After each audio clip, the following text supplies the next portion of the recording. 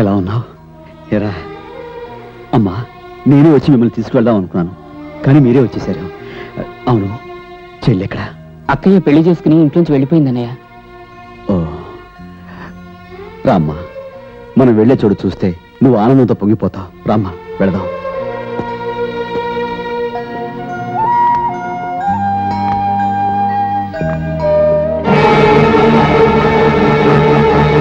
రామ్మా.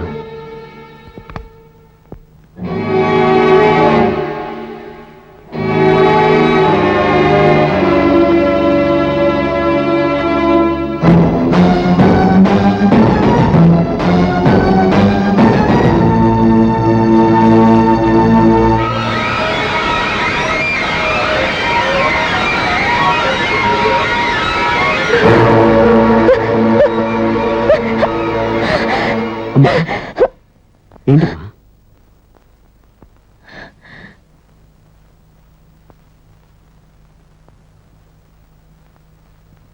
రామ్మా,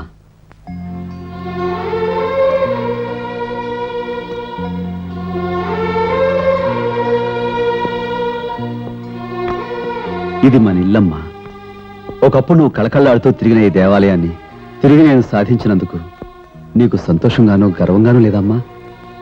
ఎందుకు లేదు, చాలా గర్వంగా ఉంది బాబు. ఏ నరకంలో ఉండకూడదని బిడ్డల్ని తీసుకుని దూరంగా పారిపోయాను. ఆ నరకానికి నన్ను తిరిగి తెచ్చినందుకు చాలా సంతోషంగా ఉంది.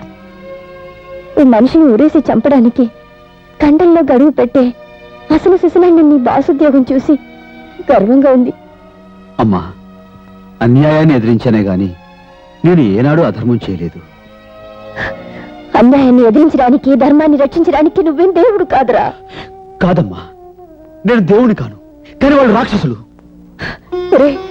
నా బిడ్డ దేశ నాయకుడు కావాలనుకోలేదు, గాంధీ నెహ్రూ అంత గొప్పవాడు కావాలని అనుకోలేదు, కానీ కానీ గుండా కాకూడదు అనుకున్నాను. నేను నీ మీద పెట్టుకున్న ఆశలన్నీ వమ్ము చేశావు, నన్ను మోసం చేశావు, నన్ను దోయం చేశావు. నేను నీ మీద పెట్టుకున్న ఆశలన్నీ వమ్ము చేశావు, నన్ను మోసం చేశావు, నన్ను దోయం చేశావు. శత్రువుని సాధించడానికి నీ మనస్సు క్షోభ పెడుతున్నాను, నన్ను క్షమించమ్మా.